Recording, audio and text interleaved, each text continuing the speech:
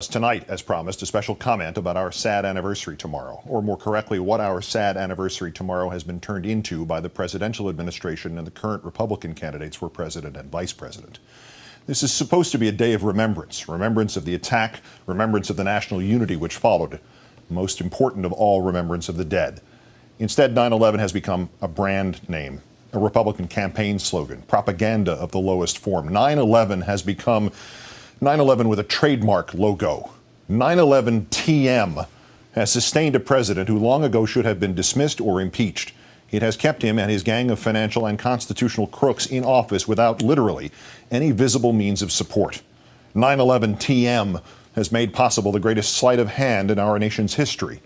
The political party in office at the time of the attacks at the local, state, and national levels, the party which uniformly ignored the warnings, and the presidential administration already through 20% of its first term and no longer wet behind the ears, have not only thus far escaped any blame for the malfeasance and criminal neglect that allowed the attacks to occur, but that presidency and that party have managed to make it seem as if the other political party would be solely and irredeemably responsible for any similar catastrophe in the future. Thus, Senator McCain, were you able to accomplish a further inversion of reality at your party's nominating convention last week? There was the former mayor of the city of New York, the one who took no counterterrorism measure in his 7 years in office between the first attack on the World Trade Center and the second attack. Nothing except to insist, despite all advice and warning, that his emergency command center be moved directly into the World Trade Center. Yet there was this man, sir, Rudolph Giuliani, quite succinctly dismissed as a noun, a verb, and 9/11, and repudiated even by Republican voters, transformed into the keynote speaker, Senator McCain, at your convention. And his childish, squealing, braying, Tourette's-like repetition of 9/11 TM was greeted not as conclusive evidence that he is consumed by massive guilt, hard-earned guilt, in fact, but rather as some kind of political tour de force, an endorsement of your vice presidential nominee, a rookie governor, a facile and slick con artist. The blind endorsing the bland to a chorus of 9/11 TM, 9/11 TM, 9/11 TM. Your ringing, mindless cheer of "we've kept you safe since then," while nobody asks, doesn't then count? All of this sadistically disrespecting the dead of New York and Washington and Shanksville, endorsed Senator McCain, exploited Senator McCain, trademarked Senator McCain by you. And yet, of course, the exact moment in which Senator McCain's Republicans showed the nation exactly how far they have fallen from the better angels of Mr. Lincoln's nature came the next night. The television networks were told that the convention would pause early in the evening when children could still be watching for a 9/11 tribute. And they were encouraged to broadcast that tribute. What we got was not a tribute to the dead of 9/11, nor even a tribute to the responders, or the singularity of purpose we all felt. The Republicans instead gave us sociological pornography, a virtual snuff film.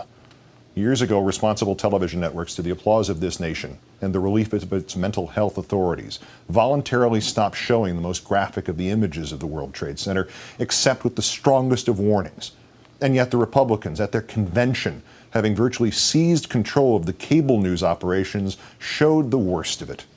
This is all anyone with a conscience can show you of what the Republicans showed you. The actual collapse of the smoking towers, a fleeting image of what might have been a victim leaping to his death from 1,000 feet up, and something new, from this angle, ground level, perfectly framed images of the fireball created when the second plane hit the second tower. It was terrifying.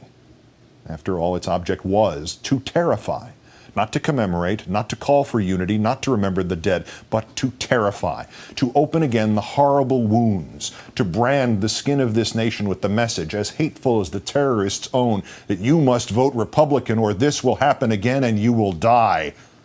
And just in case that was not enough, to also dishonestly and profanely conflate 9/11 with the 1979 Iran hostage crisis, to stoke the flames of paranoia about another Middle Eastern nation.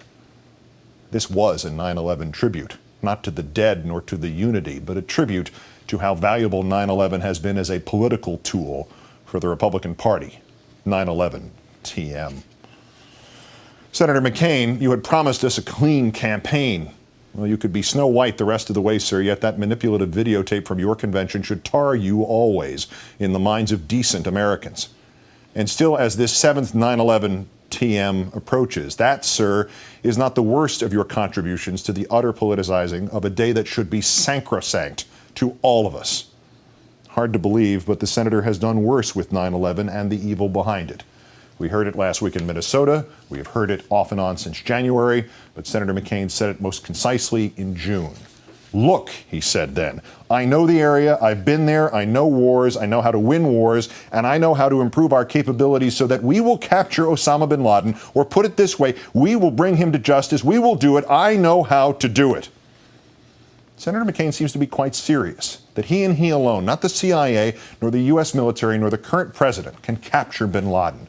Thus, we must take him at his word that this is no mere ludicrous campaign boast. We must assume Senator McCain truly believes he is capable of doing this and has been capable of doing this since last January. We will capture Osama bin Laden. We will do it. I know how to do it. Well then, Senator, you'd better go and do it, hadn't you? Because, sir, if a man or woman in this nation, Democrat or Republican, had a clear and effective means of capturing or killing Osama bin Laden, if that person had been advertising his claim, Senator, for 8 months, but if that person not only refused to go to responsible authorities in government now and advise them of this plan to catch bin Laden, but further announced he would not even begin to enact this secret plan to corral the world's most hated man until the end of next January, what would your description of such an individual be, Senator? Charlatan? Do nothing? Opportunist? Senator McCain, if you have had a means of capturing Osama bin Laden, and you do not immediately inform some responsible authority of the full scope of that plan, you are to some degree, great or small, aiding and abetting Osama bin Laden. If you could assist in capturing him now, Senator McCain, but you have chosen not to, you, sir, have helped Osama bin Laden stay free. Free to inspire and supervise terrorists, free to plan or execute attacks here. You, sir, are blackmailing some portion of the American electorate into voting for your party by promising to help in the capture of bin Laden only if you are made president. I'd rather win an election than catch bin Laden. No more cynical calculation has ever been made in this nation's history, sir. If you lose the election, Senator, are you not going to tell the president-elect? Are you intending to keep this a secret until the next election and your party's next nominee?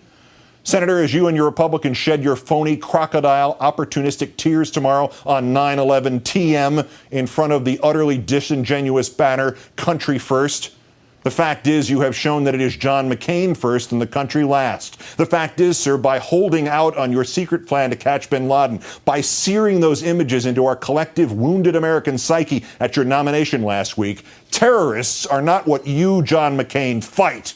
Terrorists are what you, John McCain, use. Good night and good luck.